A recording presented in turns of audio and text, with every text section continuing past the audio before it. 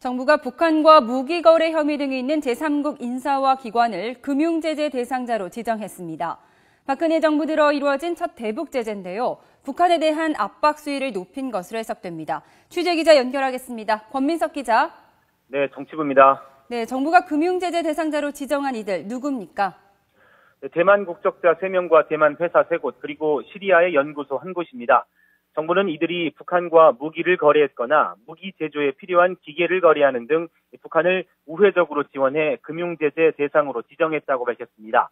정부는 그동안 유엔 안보리 제재 대상인 북한 측 인사 12명과 북한 기관 20곳을 금융제재 대상으로 관리했는데요. 이와는 별도로 우리 정부가 판단해 실행한 겁니다. 박근혜 정부 들어 북한과 관련한 첫 금융제재입니다. 미국과 일본, 호주 등이 북한과 관계된 제3국적자를 제재해왔는데 정부가 여기에 동참한 겁니다. 금융제재 대상이 되면 우리 국민이나 기업은 정부 허가 없이 이들과 거래할 수 없습니다. 정부의 조치는 북한으로의 무기와 현금 유입을 차단해 대북 협상력을 높이기 위한 차원으로 보입니다. 하지만 남북 관계에는 악재가 될 전망입니다. 앞서 북한은 유엔 북한인권사무소 서울 개소에 강하게 반발하며 남북 관계가 파탄났다고 위협했습니다. 이번 조치로 북한의 도발 위협이 더욱 거세질 것으로 보입니다.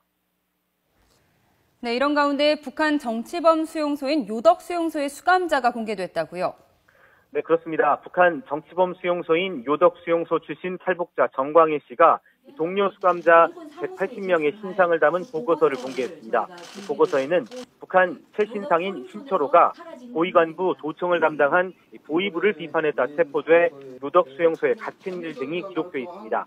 정 씨는 또 2000년부터 2003년까지 요덕 수용소에 함께 갇혔던 수감자의 이름과 성별, 수감 이유 등을 보고서에 담아 이를 유엔 북한인권사무소에 제출했습니다. 정 씨는 요덕 수용소가 있던 설인천 혁명화구역 시설이 지난해 10월 모두 철거됐다며 북한 당국이 이곳에 수감됐던 400여 명의 행방을 밝혀야 한다고 주장했습니다. 북한에는 현재 4곳의 정치범 수용소가 있으며 8만 명에서 12만 명 정도가 갇혀 있는 것으로 알려졌습니다. 지금까지 정치부에서 YTN 권민석입니다.